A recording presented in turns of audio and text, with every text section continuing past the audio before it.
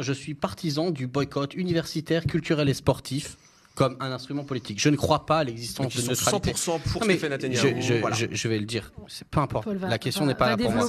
Je ne mets pas de. Non. Effectivement, je vais essayer de développer. La question pour moi, c'est déjà l'idée de neutralité est absurde pour moi. Toutes les activités sociales sont susceptibles d'être, utilisées, expérimentées.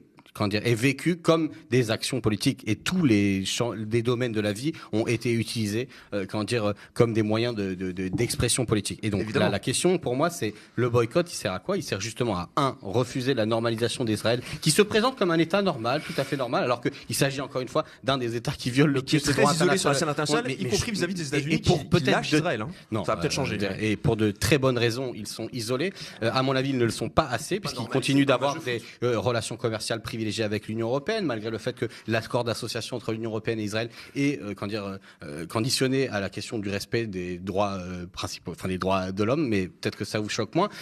Et donc du coup, non, je pense que la question du boycott, de la même manière qu'en plus on l'a utilisé pour la Russie, à mon avis, à juste titre, c'est ce que j'ai dit. Moi, je soutiens ce genre d'initiative comme une arme diplomatique. On est encore là, loin des sanctions sur la question de la livraison ou des sanctions économiques sévères qui pourraient mettre un terme à la mort concrète d'individus, que ce soit au Liban ou à Gaza ou en Cisjordanie, parce que je rappelle, il y a eu au moins plus de 600 morts. Donc oui, je suis pour, et c'est cette normalisation. Je rappellerai d'ailleurs que face aux campagnes de boycott, comme la campagne BDS par ailleurs, qui a eu un succès international, Israël a elle-même créé un programme d'influence qui s'appelle Brand Israel, qui fait d'Israël une marque. C'est à partir de 2005, je crois, qu'a été développé ce programme en lien avec le ministère des Affaires étrangères israélien, et que c'est dans ce but-là que ils ont développé dans les compétitions sportives ou les représentations culturelles que Israël a fait en tant qu'équipe nationale, que ce soit au basket, ça, une volonté de mettre en avant leur pays. Oui, c'est du soft power, beaucoup d'États. Absolument, le Qatar, mais c'est pour ça que je considère comme légitime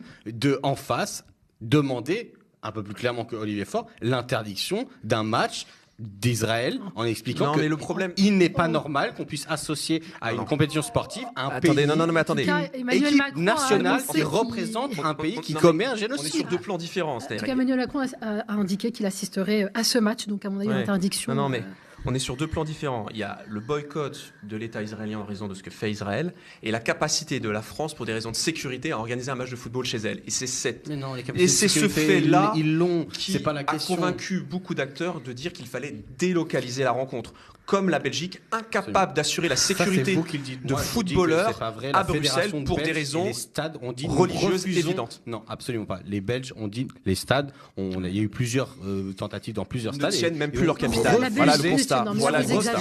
Mais ce match pour des raisons politiques qui sont de l'ordre de la normalisation. Non, mais la Belgique se range du côté du droit, mais pour